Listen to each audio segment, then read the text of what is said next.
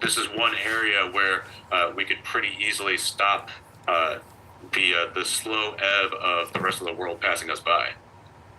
Is there any shot of a federal cannabis agency being created, and its only concern would be the hemp world and the THC cannabis world? Is there any hope for that? And is it actually would add another layer of bureaucracy to this whole issue?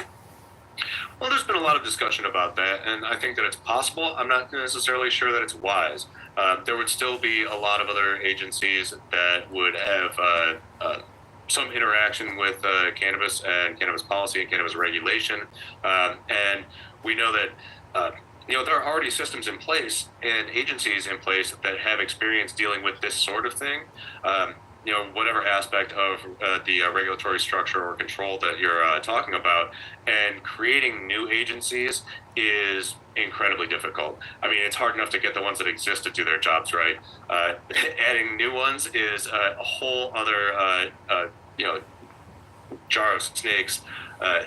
Not to mention, like, once you actually get it created, then you actually have to get it up and running and get it, make sure that it's effective.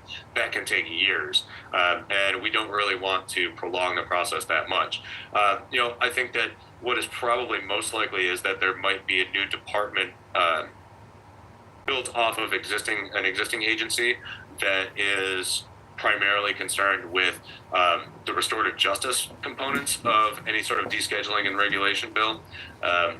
But I tend to think that it would be a lot easier and a lot quicker to just effectively define what roles existing agencies have in this process. Yeah, and lastly, I just want to get your reaction to what was the reaction to President Biden saying that he was going to let out, 6,500 pardon 6,500 federally convicted possession or nonviolent cannabis criminals. And of course, the entire industry and everybody's writing articles about this doesn't affect anybody, right? Well, I mean, the 6,500 people that are eligible for it would say otherwise. Well, who are they? Because I have yet to hear anybody say, here's an example of someone who was pardoned. That's what I'm waiting to hear, because most people are saying this was window dressing. At least this is the scuttlebutt I got out of New York last week. Well, Chris Goldstein, NORML's Northeast Regional Coordinator, is one of the people that would be directly impacted by that and is eligible for a pardon. Also, you have to think that these go back to 1992 and up until 5 years ago. So there are a lot of people that that this is going to impact. And, just because they're not activists and not, in the public limelight doesn't mean they don't exist, and doesn't mean that those charges haven't been hanging over their heads, negatively impacting their ability to live a normal life and reach their full potential. No, but I think the argument though was that there's not a single person that's in there simply for possession. They have other things that they had with them. So intent to distribute, for example, isn't simply just a possession. So there's not a single person that's going to be affected by that law unless they expand it. No, that's not the case. What you're talking about is incarceration.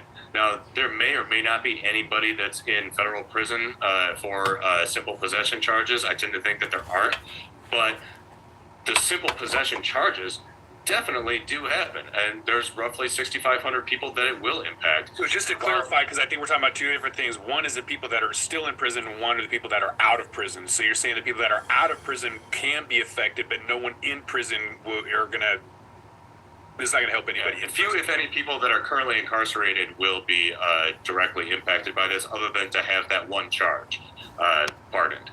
And also, the pardons actually only affect people who have been out of prison or out of supervised court release programs for at least 5 years up until the date of that announcement. Mm-hmm. So it doesn't really affect anybody that's in prison.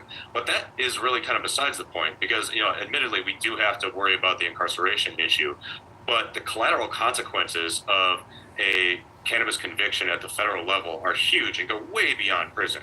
We're talking about negatively impacting your ability to get education, employment, housing, medical care, everything from child custody issues to professional licensure. The collateral consequences of these criminal records are huge and can really just